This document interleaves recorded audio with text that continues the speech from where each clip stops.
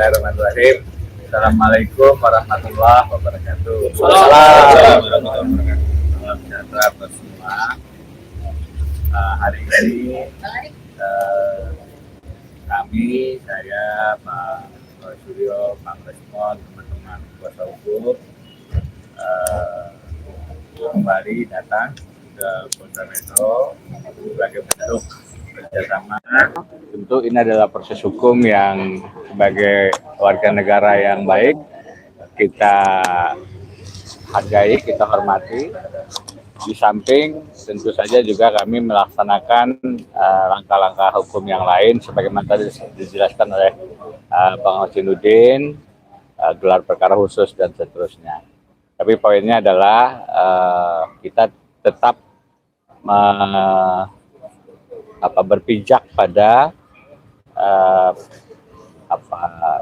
pandangan, pada sikap kita yang terus mencari substansi masalah kita terus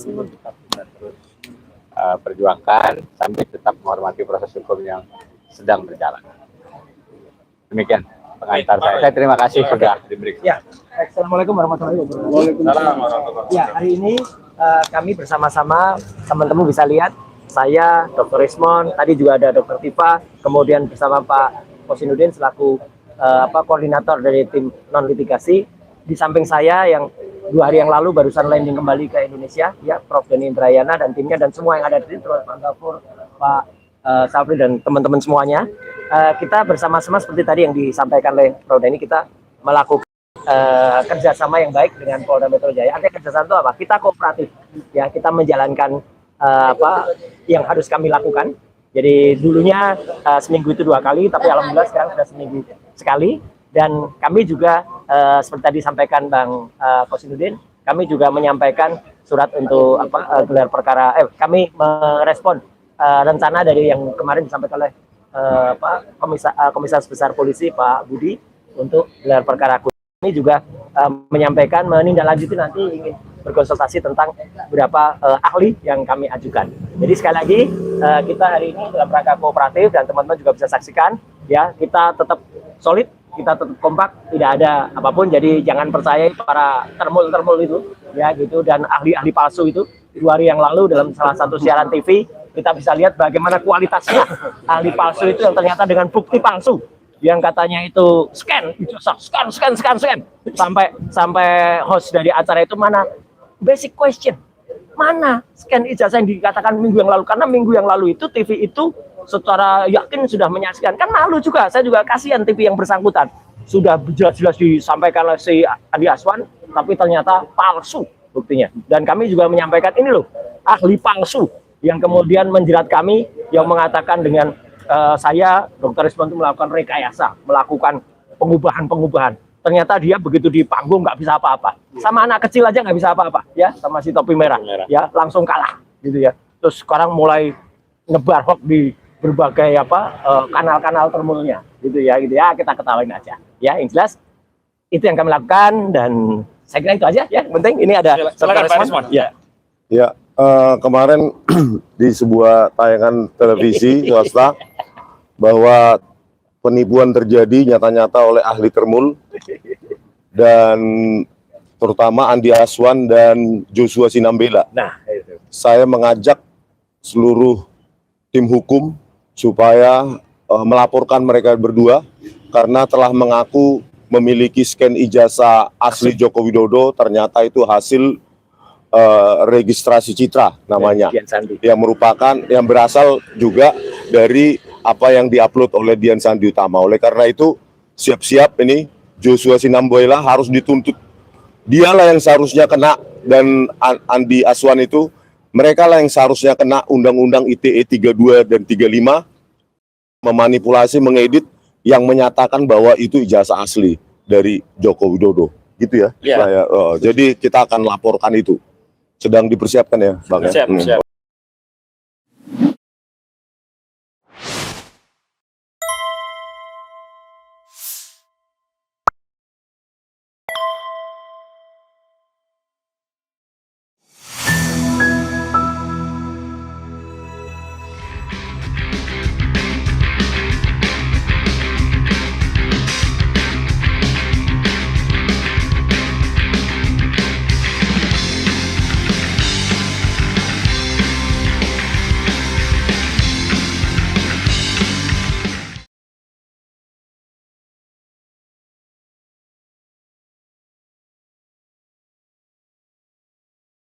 Assalamualaikum warahmatullahi wabarakatuh.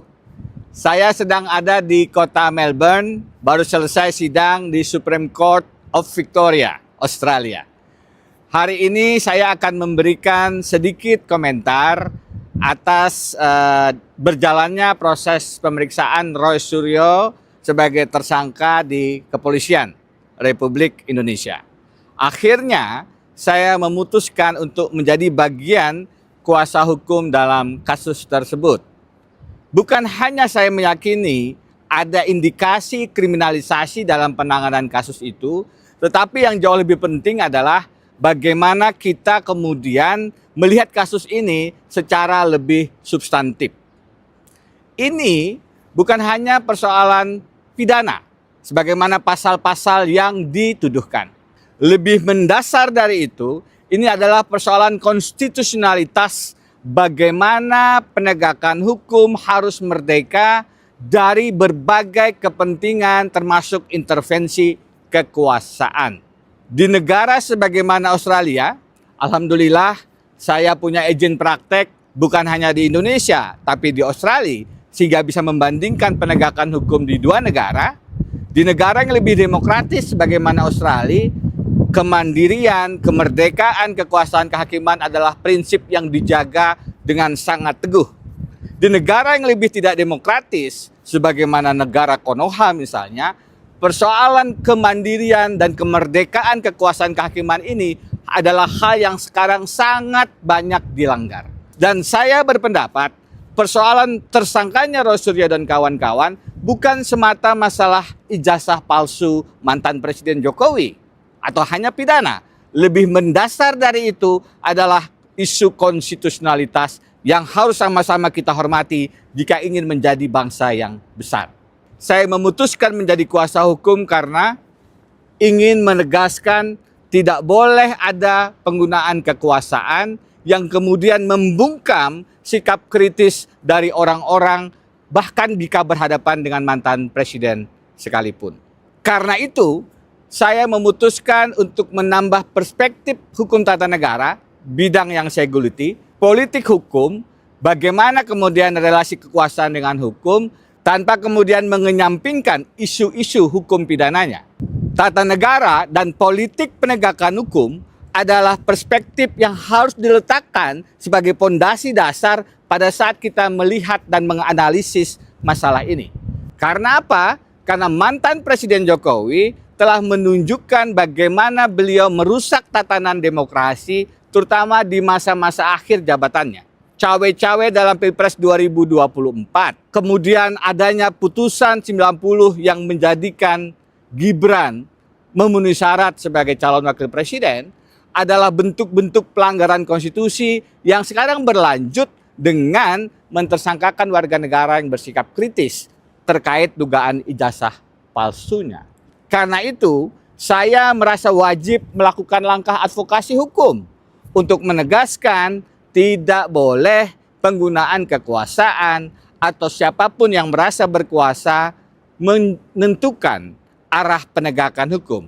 Terlebih hukum pidana, hukum yang bisa membuat orang dipenjarakan, hukum yang bisa membatasi hak asasi manusia. Dalam konteks itu, penggunaan hukum pidana adalah alat intimidasi yang harus dilawan. Tidak boleh siapapun, termasuk mantan presiden sekalipun, melaporkan orang yang ingin membuka kebenaran dokumen publik, dalam hal ini ijazahnya, kepada khalayak. Justru seharusnya yang sudah lama kita tunggu-tunggu, mantan Presiden Jokowi harusnya dengan gentleman menunjukkan keaslian ijazahnya. Jadi saya minta maaf belum bisa mendampingi dalam pemeriksaan Roy Suryo dan kawan-kawan di kepolisian hari ini karena bersamaan dengan sidang di Melbourne, Australia. Tetapi insya Allah saya akan terus membersamai melakukan perlawanan terhadap penyalahgunaan kekuasaan yang mengintimidasi, yang mengintervensi penegakan hukum, apalagi hukum pidana di tanah air.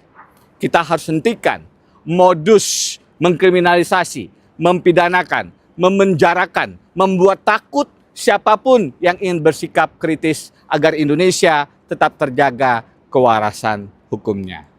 Saya Denny Indrayana, terima kasih. Assalamualaikum warahmatullahi wabarakatuh.